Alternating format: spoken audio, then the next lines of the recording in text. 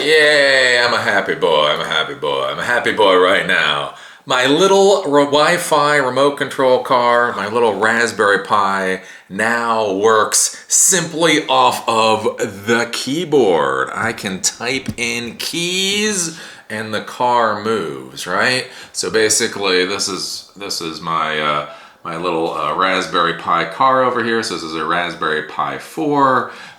It's connected to motors. It's connected to a webcam, and so I'm able to remotely control this thing. This is the Dojo Derby vehicle. So I've been working on this for a little while. One of the issues that I ran into in the past, though, is the way that I had created the system was you had to click on these links. So you could do forward. You do backwards, right? So if you click on things, it would do what it's supposed to do. But the problem is that's a little quirky, that's a little awkward. And so what I wanted was simply to be able to plug things into a keypad, right? So as soon as this comes on, it auto focuses onto the text box. And then with the text box, what I can do is I can simply press keys, and the keys will now make the vehicle do what I want it to do. So if I want to go forward, I press the 8 key, and it's kind of going forward. Oops, there we go. Go forward. If I want to stop, I hit the 5 key. If I wanted to go backwards, I hit the 2 key. And look at that. So I'm now controlling it simply using my keyboard. Yay! Yay! Isn't that cool? That's cool. This is the fun stuff I like to play with. Unfortunately, it's not worth any money. Unfortunately, it's not worth any money.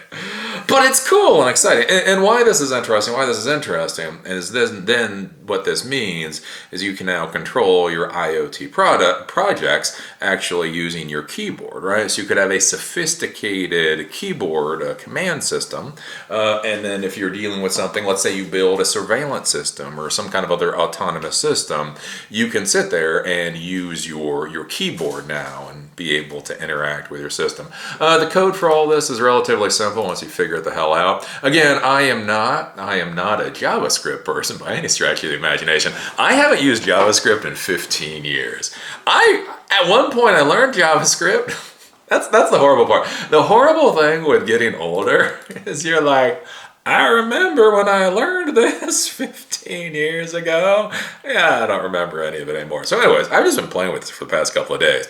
That's one of the things I say, like, as a real technology professional. A lot of the times what you do is you kind of cut and paste crap together, and then as you cut and paste that crap together, you start to understand what's going on. So that's literally what's going on here.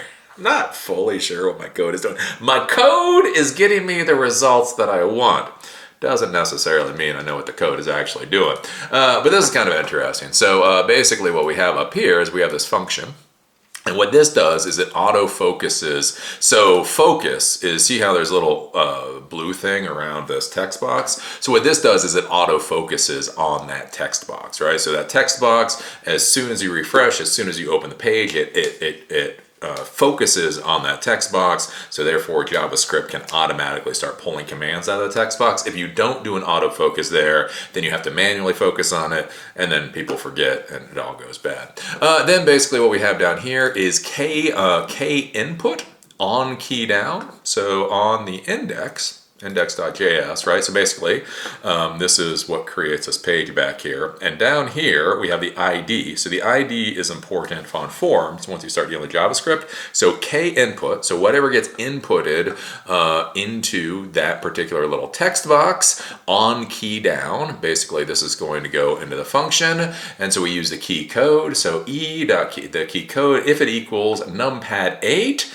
the direction is going to be forward. With Ajax, we create this HTTP request, and it's a GET. So basically what this is you know how you have POST or GET, so this is a GET. So it's going to go to this particular PHP script. It's going to say, you know, put in a variable of command equals and the direction. So it's going to dump in forward, it's going to dump in forward left, whatever else, depending on these things. And then that's going to go to the controls.php script. The controls.php script is here.